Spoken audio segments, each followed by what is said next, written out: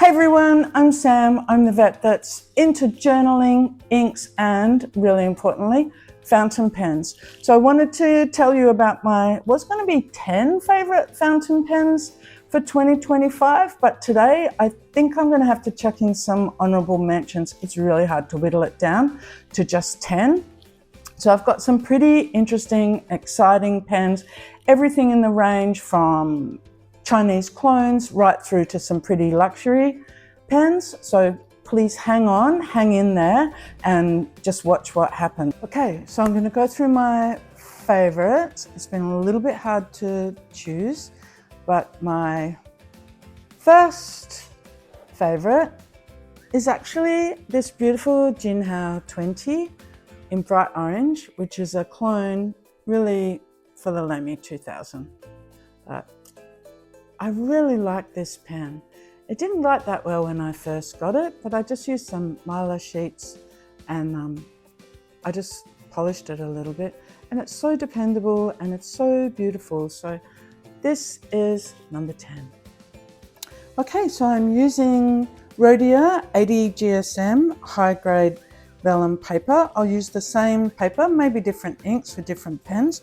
And I'm going to start with the Jinhao 20. So again, you can see feed, you can see the gold nib. Let's see if I can pick it up for you. Gold bands. This pen, I've dropped it, chuck it around in my bag, nothing much happens to it. So I'll give you a writing sample. It's got a little bit of feedback, but it's really nice and smooth. Even does some reverse writing.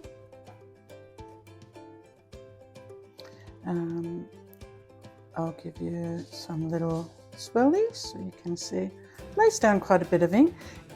This has got Diamine Imperial Purple in it. So this is the Jinhao 20. So it's really light, it's really beautiful, and I love it. It's a fine nib. Diamine Imperial Purple. So that's that pen. You can see it lays down quite a bit of ink. Even for a fine, it writes really nicely. Okay, number 9 is a vintage pen. It's a Waterman 513. It's in like a silvery green celluloid stripe. It's absolutely beautiful to write with. I love the little clip and the gold mark on the top of the finial there. A really stunning band that's got fine engraving onto it. It's got the little lever, because it's a lever fill pen. It's got a new ink sac and just this little rounded end. It's a really petite pen. I do post this pen when I write it. It just seems to balance it a bit better, but that's my number 9. You can see the lever fill, you can see the beautiful engraving, the small but really lovely nib. I'm going to put Iroshizuku Suigyoku. Just going to pop that in and then pop the lever down. This is the pen in action. I'll post it for you so you can see how it writes. I really prefer it to all line up. So here we go, 1, 2, 3, 4. It's just laying down plenty of ink. You can see how smooth it is. Very little feedback. Reverse writing, not so hot, who cares? Just do some great line variation there. And this is my Waterman vintage 513, and it's ink. Look, I think this is a medium. The ink is Iroshizuku Suigyoku. It's a beautiful colour ink, and I really like the way it kind of puddles on some of the letters.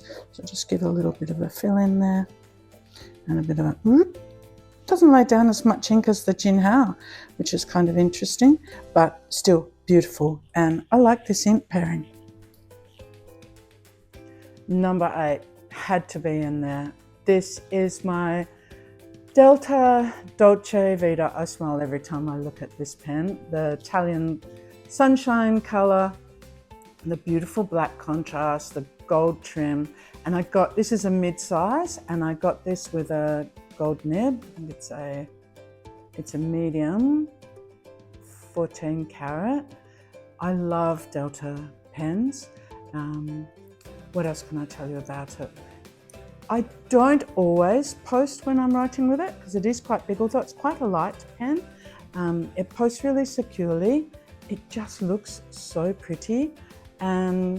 I put all sorts of inks in here, sometimes orange, sometimes bright blue, Peki or something like that, but I do love writing with this pen.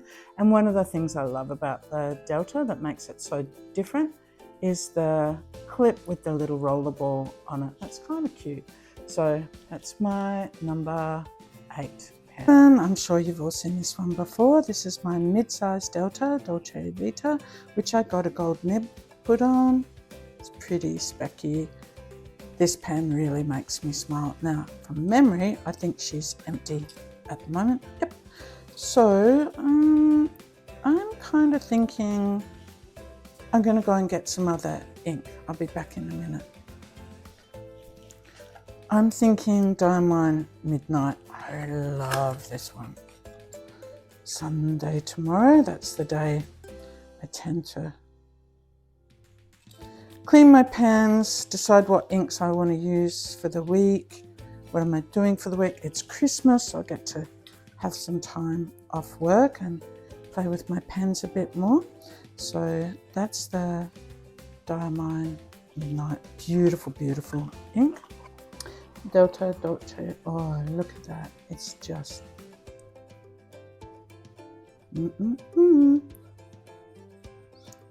It sings a little bit to me. I'm getting more used to it. I can't say I love it. The squeak. This is a medium gold nib. It does put a lot of ink down. I guess it depends on the paper and what you're writing. The ink is Diamond Midnight. I've actually got a few pens I really like this in.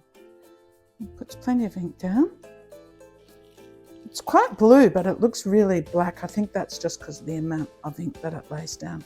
So that's her done. Now, 7th place, I've actually got 2, and they're both Viscontis. And one's right at the top end of their range, and one's kind of down the bottom of their range. And you've met this one before. This is my Visconti Mandarin Breeze. What a workhorse. This pen is amazing. The most secure clip, really nice magnetic closure, quite a small nib. It's a medium. I think it's a steel pen, a steel nib. It's got a converter. It's just so dependable. It never dries out. It's a really nice pen to write with. Do I post it? I don't know. I've kind of got out of the habit of posting just because they can get a bit weighty. Some of my pens are a bit bigger. I guess I would post this, but I'm tending to just hold the cap in my hand. But I do love this pen. It's so smooth to write with, puts down plenty of ink, and it's just a delight. And it's a converter. I love converters.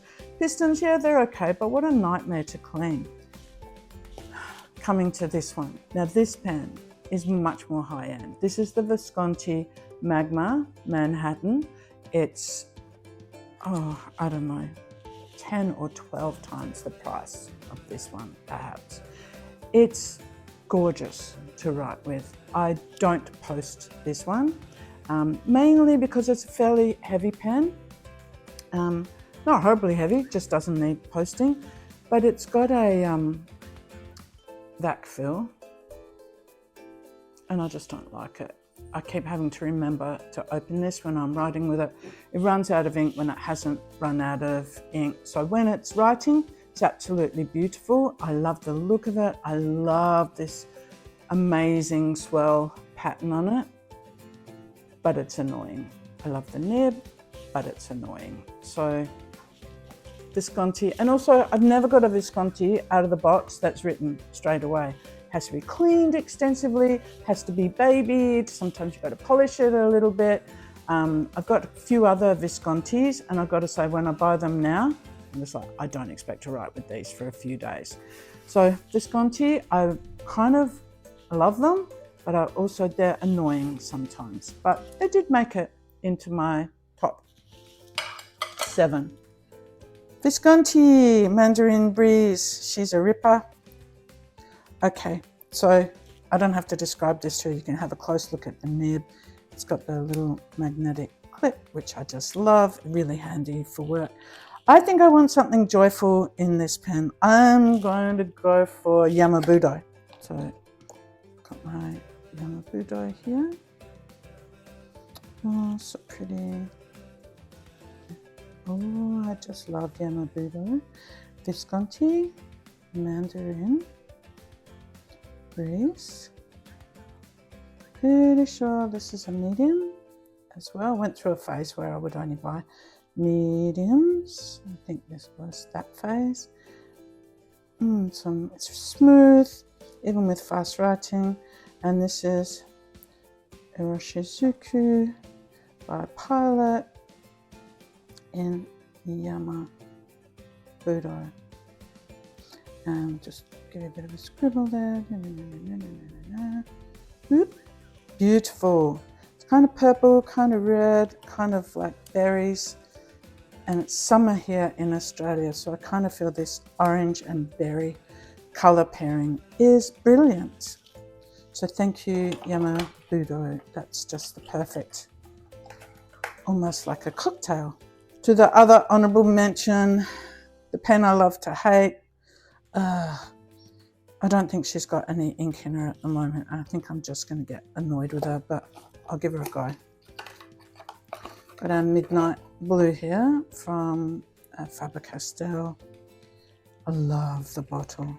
Looks like the Iroshizuku bottles. It looks like a perfume bottle. Okay, away we go.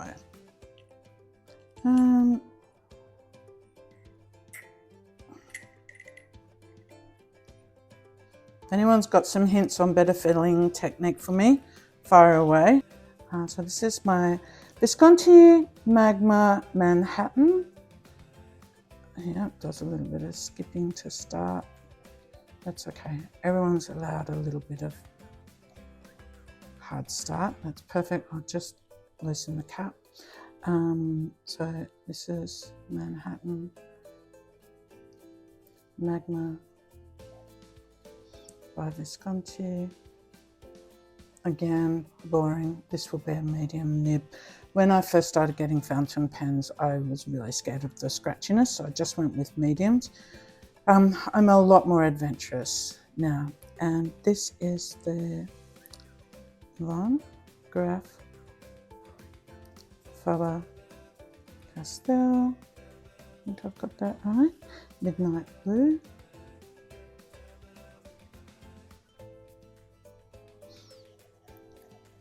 It looks really black, but it's got this beautiful kind of purpley blue. Now, place number 6. This is a special little pen. This was my first vintage fountain pen. It's a Leverfill. It's in beautiful condition. It's blue marble celluloid. It's a Conway Stewart number 475. I just love how classic it is. It's got this slightly pointed top. It's got a beautiful gold clip. Everything's in perfect condition. It's got a nice kind of blunt end there. It's really light. It's really petite. It's got a gorgeous gold nib, tiny as well. I do post this one just because it feels a lot more balanced. Even full of ink, it's still a really nice light pen. It just moves across the page. It seems to have just the right amount of weight to be able to move across the pages. It's no effort writing, so this was responsible for quite a lot afterwards. I just fell in love with gold nibs and vintage pens. I think I'm going to go with Diamine Imperial Blue. This is number 6. This is my Conway Stewart 475. This was my first vintage fountain pen. You can see that it's in beautiful condition. I bought this online. I can't remember where from. So this, there's a few other inks that are fairly similar. I really like Lamy Azurite. It's kind of got that purpley sort of look to it. So, oh, just such a joy. You can see why anyone who gets a vintage fountain pen, it's not even a flex. So this is my Conway Stewart 475. Feels to me like a medium. I can always get my line checker out. And this is Diamine Imperial Blue. I got a set of samples of the Diamine inks, I think from Pulp Addiction, and this was by far my favourite. All of their blues were beautiful, but I just love that it's a little bit blurple. Number 5. Number 5 is a Jinhao Century. They call this dark blue, but I really call it dark green with gold. It's just a very pretty pen. It's nice and light, it's plastic. But the gold trim has kind of stood up to a lot of wear and tear. I use this really regularly at work. It takes a little bit to undo, but it's got a gorgeous, huge nib. It's 18 karat. It's got a converter, which is a fairly decent size. I love putting bright blue ink into this one. I just love the trim on it. I don't usually post this one because it is quite a big pen and it tends to be a bit back weighted for me, but I do have a little bit going on with my hand, so I prefer not to have any weight on my Perlicue, that little bit there, but I do love this pen. So that's used on the daily.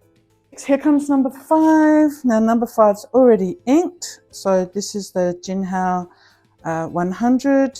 It's pretty cheap pen, I don't know, $8, maybe less, depending on if you buy it off Temu or Amazon. 18 karat gold nib, or at least it behaves like one. Really nicely trimmed. So this is the Jinhao, and I think I've got Iroshizuku Peki Amairo in it, which will be this one here.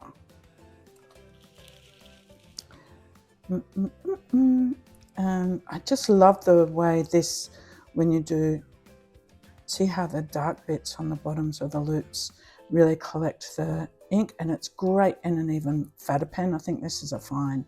So this is the Jinhao 100 pen.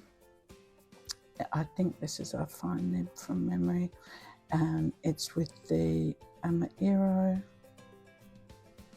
from Iroshizuku. Iroshizuku.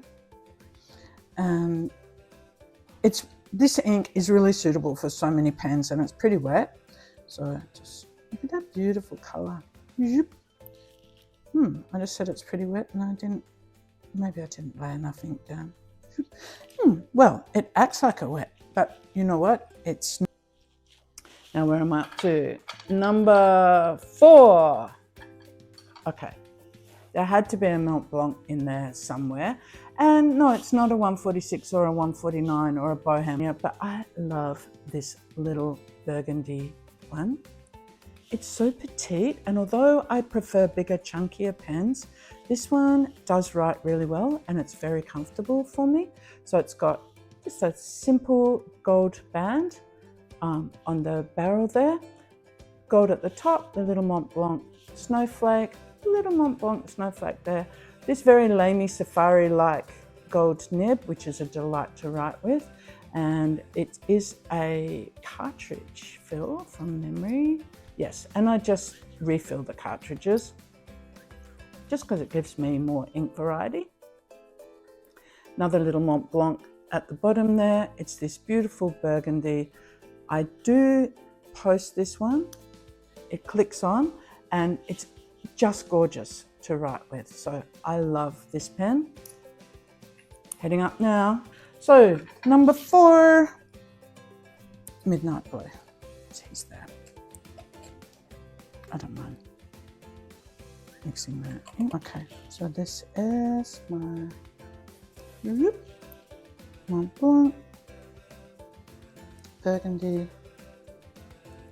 Oh, I cannot remember what it's called. It might be the Noblesse.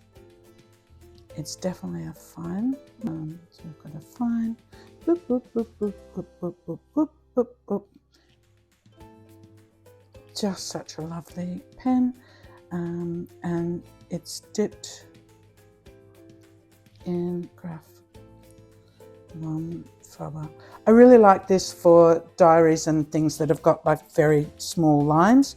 It doesn't lay down too much ink, so it doesn't tend to make a mess, and it also doesn't tend to bleed through because it doesn't put too much ink down, and it's just really nice for filling in like small forms and things like that. So I'm very happy with that one.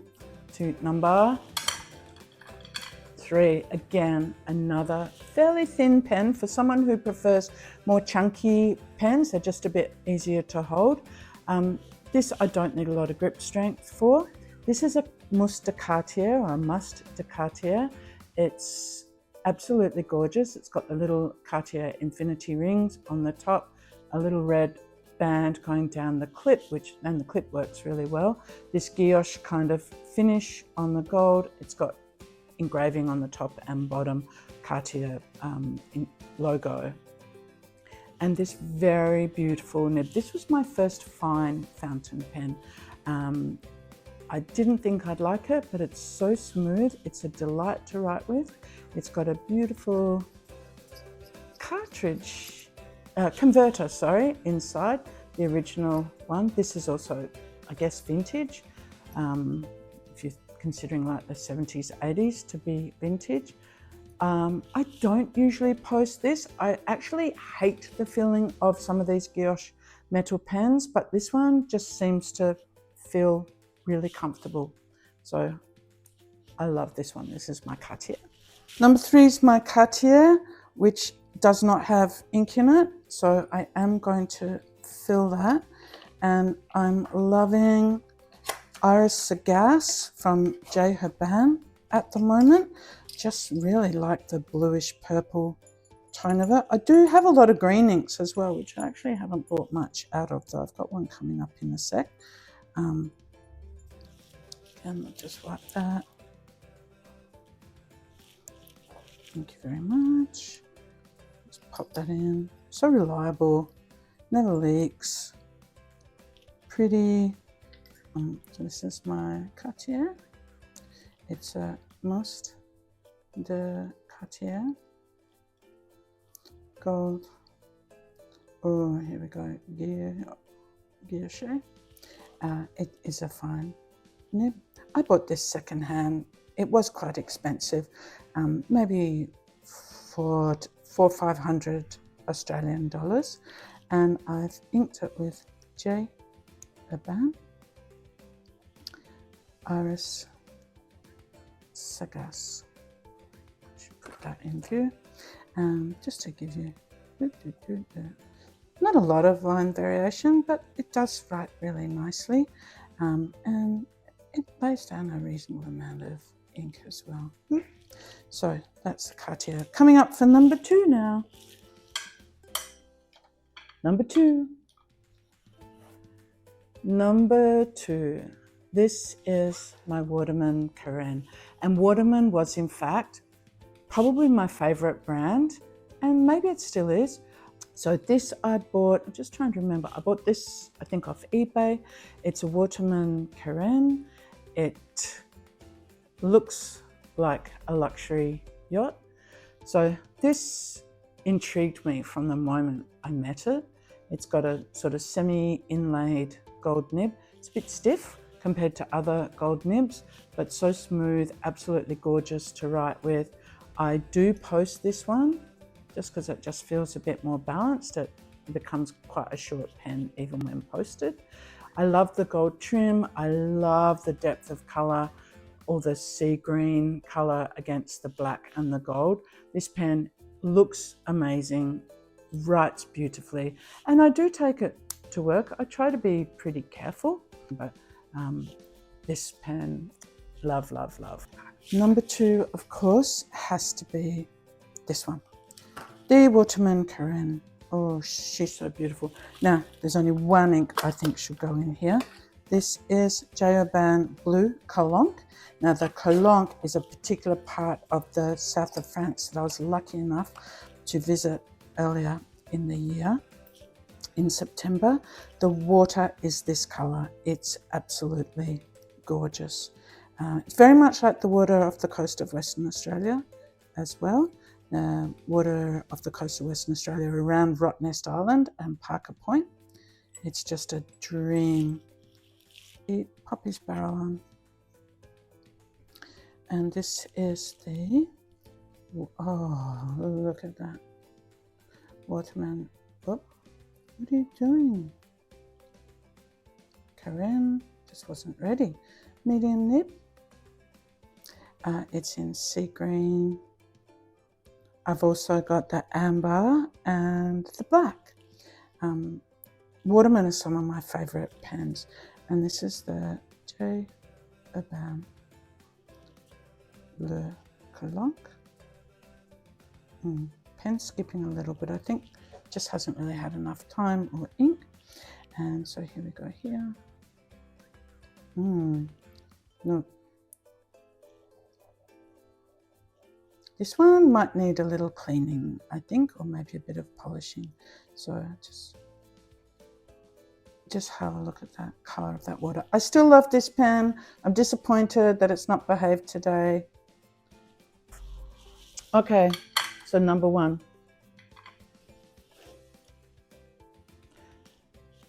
This one.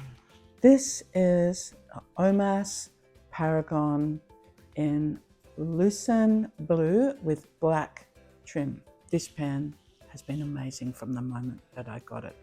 I love the colors. To me, it looks like the blue-ringed octopus that we get in the shallows in Australia, which is deadly, but it's very beautiful. I love the almost leopard spot sort of blue going into gold with some slight hints of red. It's quite a decent sort of weight. I love the blackened trim. It's got a fairly decent size nib, very comfortable, even for my hands, kind of fits nicely. I don't need to post it. I actually don't post it. It's too big, too heavy. It's got these beautiful little bands on the finial, slightly pointed. Everything just looks so gorgeous. The engraving pattern, which is a geometric sort of V pattern around the band. The same thing here. I love writing with this pen, and I pair it with like a really beautiful midnight blue ink. So this one's right up there. This is my number 1. So that's the end of the blue corn. Now, numero 1, OMAS. OMAS Paragon in blue Lucens. Now, the ink for him, I want this very beautiful Cartier. Oh, it's just the one with the Great Wave of Kanagawa on it, which you've probably seen in the background of my video. I've got a bit of a, so yeah, it's a piston, backfill, never sure, piston I think. Yep, let's fill her up.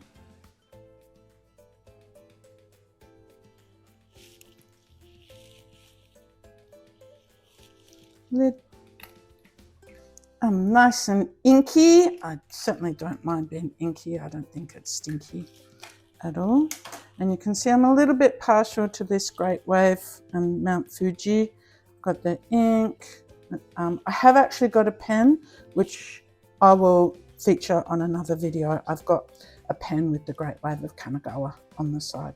So this is the OMAS Paragon. This just writes so beautifully. Blue, I think it's Lucens, with black trim.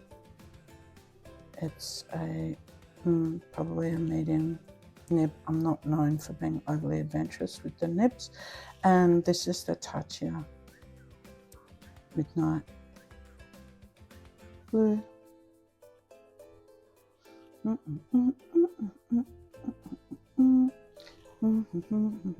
Not a lot of line variation, but it's just so gorgeous to write with. And we'll just give it a... Okay, so that's it. That's my top 10. I got a bunch of others. I've got a stack of others, but I think that's enough for now to keep you going. And I'm sure you can see why I love these pens. So thanks for your time. If you enjoyed this, I want you to comment, tell me which was your favorite, maybe like and subscribe. So I hope you've enjoyed my top 10 pens for 2025. I look forward to sharing the rest of my collection with you and adding to it over the next few months or so. And I'll keep in touch with new inks and new pens and some journaling. So please like, subscribe, and I'd love you to comment as well. Thank you. Thanks for watching.